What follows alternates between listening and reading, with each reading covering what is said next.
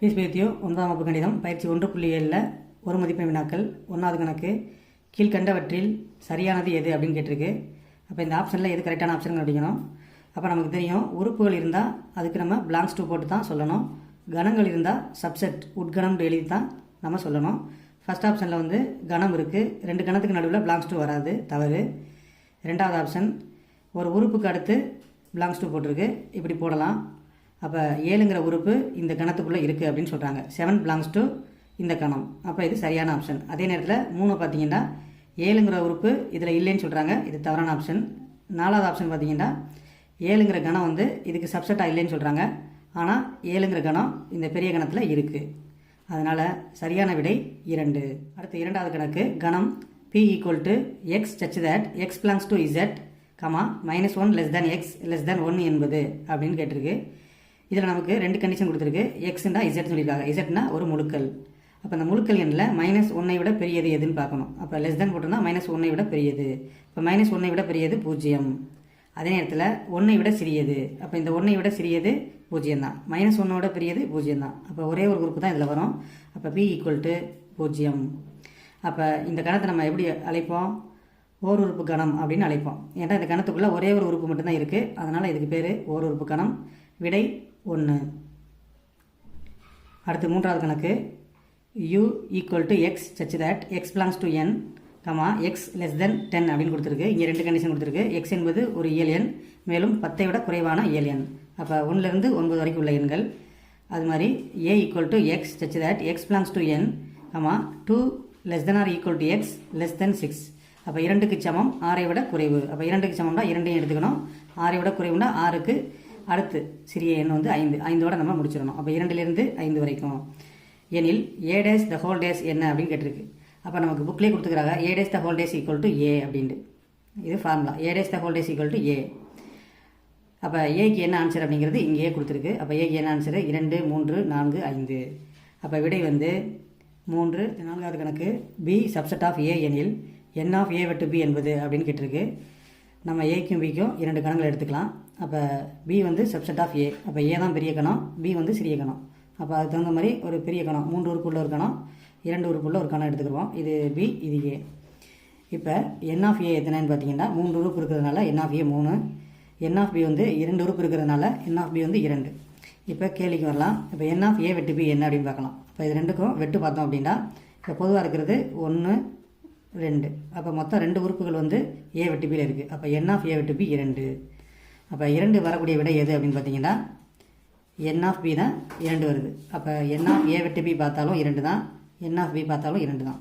அப்போ இது 2 சமமாக இருக்கிறதுனால n ஆஃப் a வெட்டு b = n ஆஃப் b. அப்போ n ஆஃப் b ஆன்சர் இருக்கிறது 2. அப்போ விடை 2 n ஆஃப் b. அடுத்து 5வது கணக்கு கணம் a = x, y, z எனில் a-இன் வெற்றுக்கணம் இல்லாத உட்கணங்களின் எண்ணிக்கை என்ன அப்படின்னு கேட்டிருக்கு. அப்போ ஏங்கிற கணத்துக்கு n ஆஃப் a என்னன்னு பாருங்கள். 3. 1, 2, 3. 3 உறுப்பு இருக்குது. அப்போ n ஆஃப் a வந்து 3.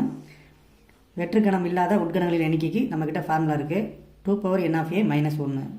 வெற்றுக்கணம் இல்லாத அப்படிங்கிறதுனால வெற்றுக்கணத்தை நம்ம கழிச்சிருக்கிறோம்.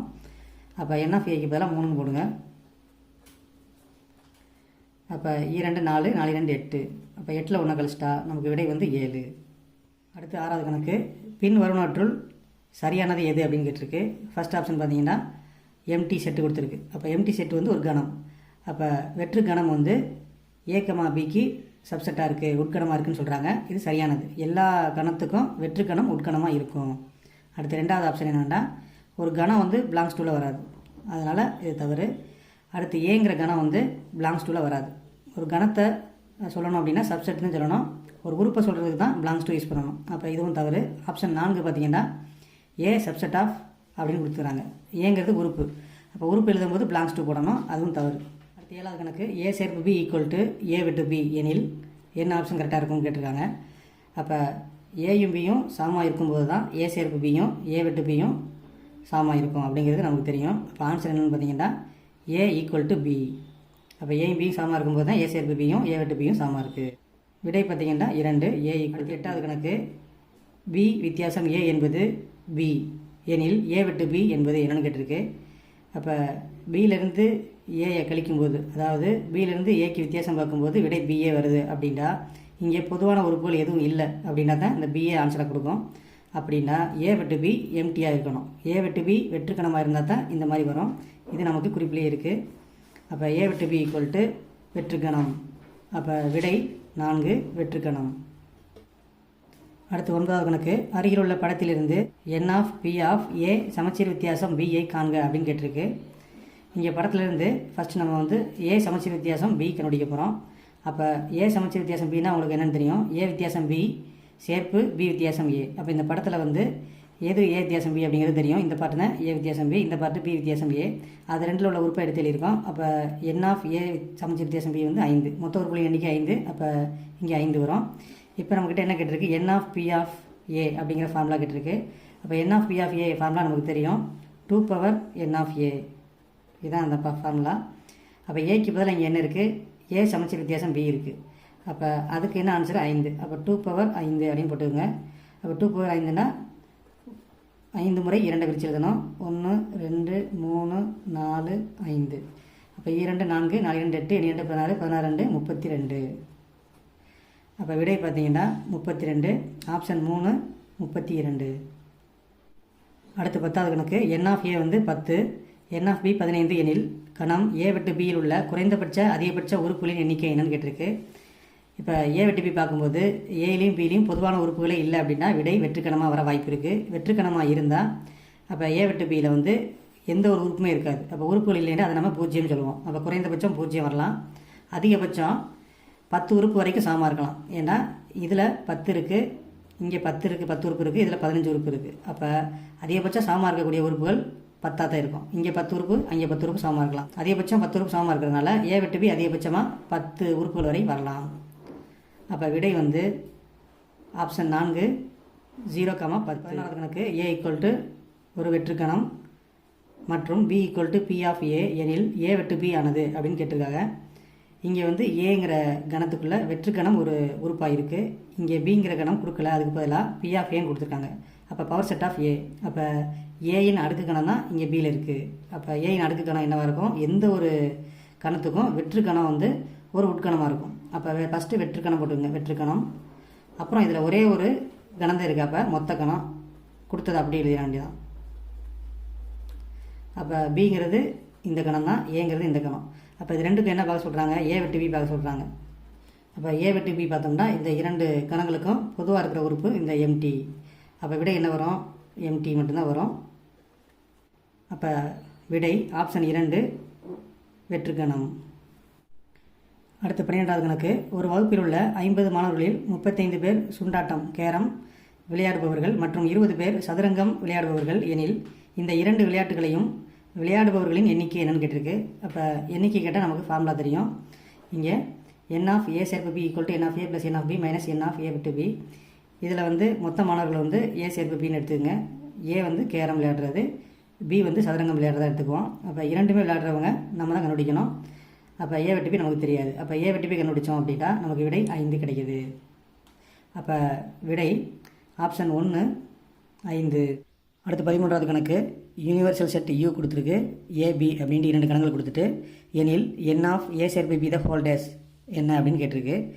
அப்போ யூவை நம்ம விரிச்சு எழுதணும் அப்படின்னா எக்ஸ் பிலாங்ஸ் டு n மற்றும் எக்ஸ் லெஸ் தென் 10 அப்படின்னா 10ஐ விட குறைவான ஈரெண்கள். அப்போ 1லேருந்து 9 வரை எழுதிக்கணும். ஏ கொடுத்தாச்சு, பி கொடுத்தாச்சு. இப்போ கேட்ட கேள்வி என்ன அப்படின்னா n ஆஃப் ஏ சேர்ப்பு பி த ஹோல் டேஸ்.